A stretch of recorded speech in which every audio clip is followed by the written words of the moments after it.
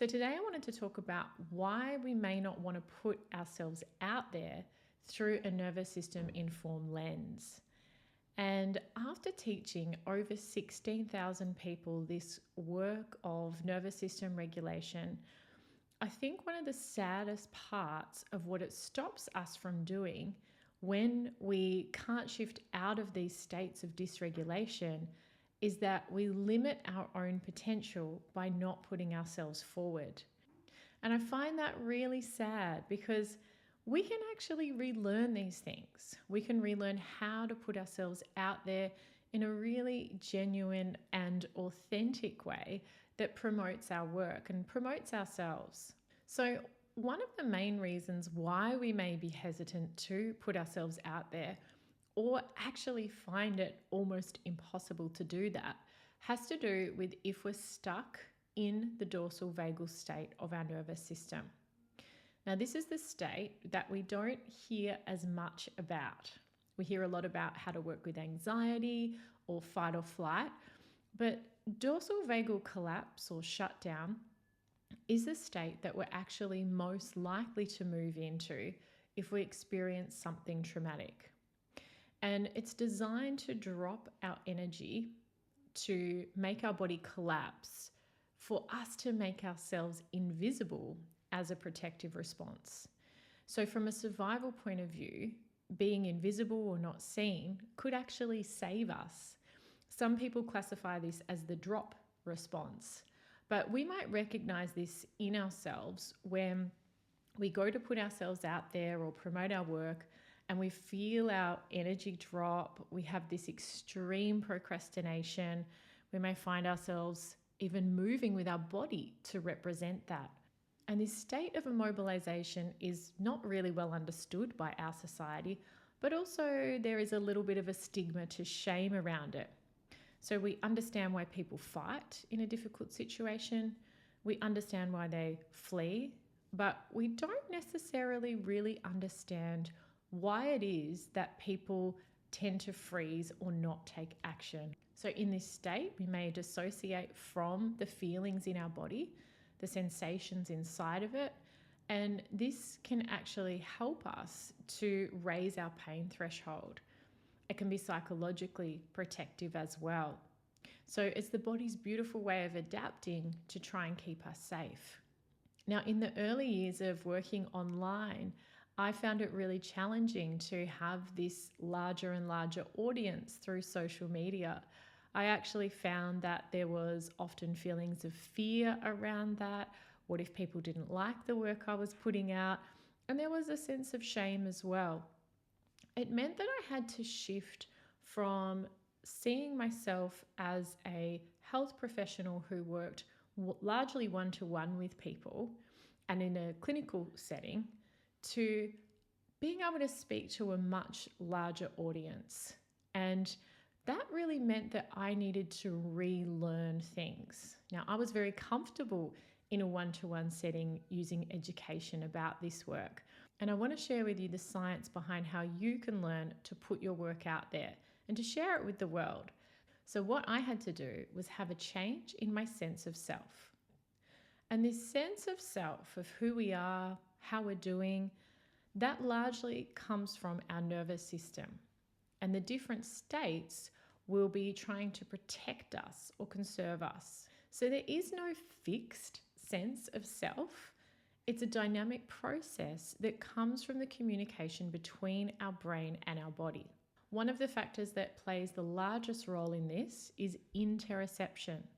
And this is our internal bodily signals. So interoception provides us with this basic sense of self. Our experience of our bodies and our environment are largely shaped through our sensory systems.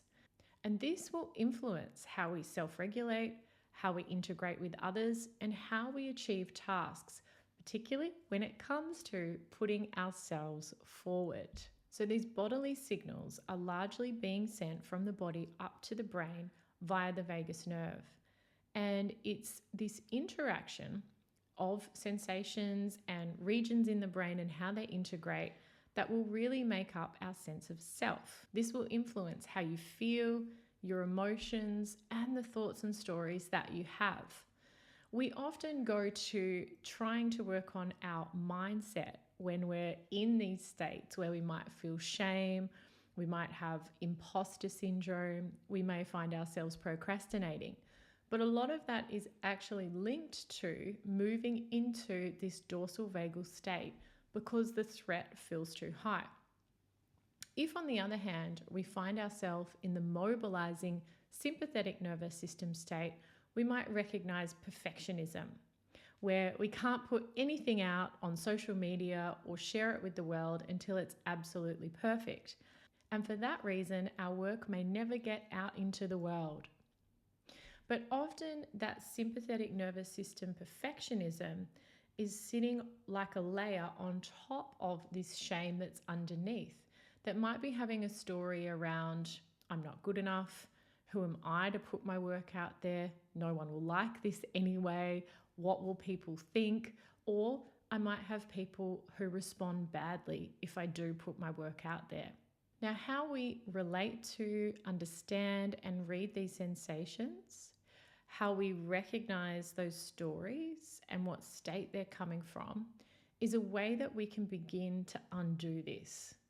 So as we build autonomic awareness, or we're able to recognize the different states of our autonomic nervous system that we're in, and the sensations, the responses, behaviors, and thoughts that it's creating, we then take back some power and some control.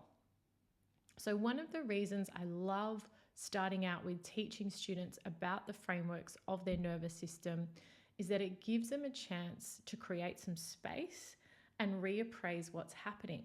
Rather than being consumed by the immobilization that brings procrastination or the shame that comes from the dorsal vagal state, we can start to recognize these sensations in our body. We can recognize the stories, and we can say, okay, my nervous system is in the dorsal vagal state. Rather than just trying to use mindset and to pretend that what's happening isn't, how can I up-regulate my nervous system? So we know we're stuck in a state of immobilization. How can we bring some mobilization?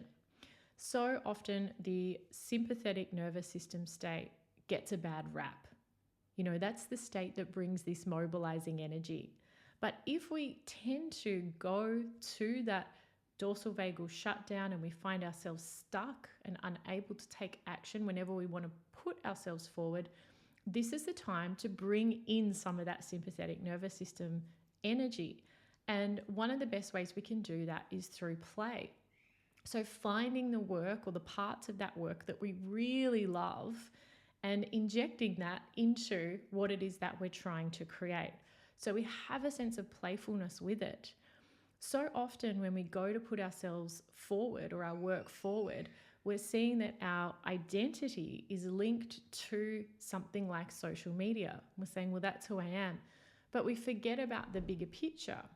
For me, part of the way that I shifted from having a fear or a shame around putting my work out to a broader audience was that I remembered the vision that I had. And that vision has been to help widen the world's collective window of tolerance, or help the world shift more to regulation, because this would bring healthier communities. It would help to improve things like intergenerational trauma and developmental trauma that we see in children. And that has meant more than the fear around what will people on social media say.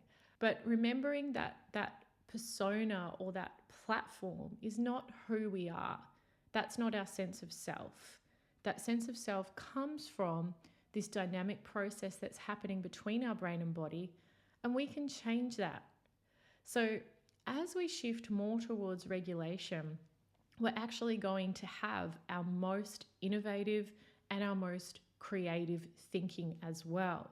But part of that can come from shifting out of dorsal vagal shutdown by using things like play. So we move more towards regulation. Often it's collaborating with other people who have a shared vision, because that gives us access to our social engagement system. and can often bring regulation. So we know that through our social engagement system, when we're connecting with other people and there's a lot of reciprocity or this back and forth in ideas and communication, that can help shift us towards regulation as well. Now, the other thing we can do is consistently move into our stretch zone. So when we push ourselves too far, our protective responses will kick in, and we might end up in the sympathetic nervous system state where we find ourselves hurrying, rushing, unable to think clearly. Maybe we just end up ticking things off, like emptying our inbox rather than getting to the work that's really important to us.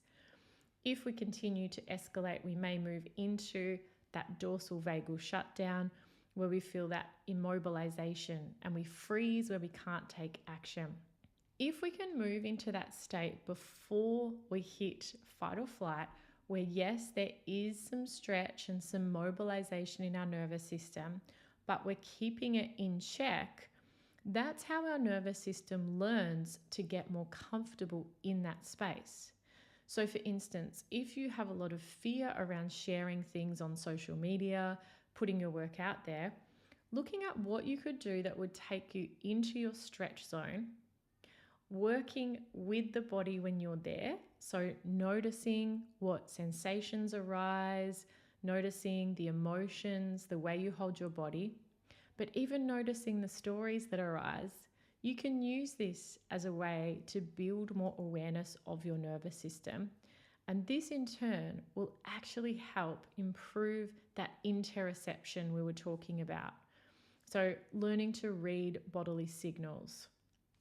If you can make going into the stretch zone of your nervous system a practice that you do weekly, you're actually going to feel more comfortable, or your sense of self will change. So remember that there is no fixed sense of self. It's coming from these dynamic processes that largely have to do with the nervous system. And in the sympathetic mobilizing state, we may find that the sense of self is more of a protector that's wanting to keep us at all costs avoiding any harm or avoiding any pain. If we move into that dorsal vagal state, the sense of self may be more the one that feels like it needs to be protected and needs to stay small. So being able to recognize that and create that shift will make the biggest difference, but not pushing ourselves so far into the state of outside of that stretch zone where we're really stepping into our survival strategies. So remember that the sense of self is a dynamic process and that you can learn to feel more comfortable when you step in front of a bigger audience of people, when you start your business, when you put your art forward. And the nervous system is something that is always learning through its experience, and it's actively shaping itself. And you can play a role in that shaping process.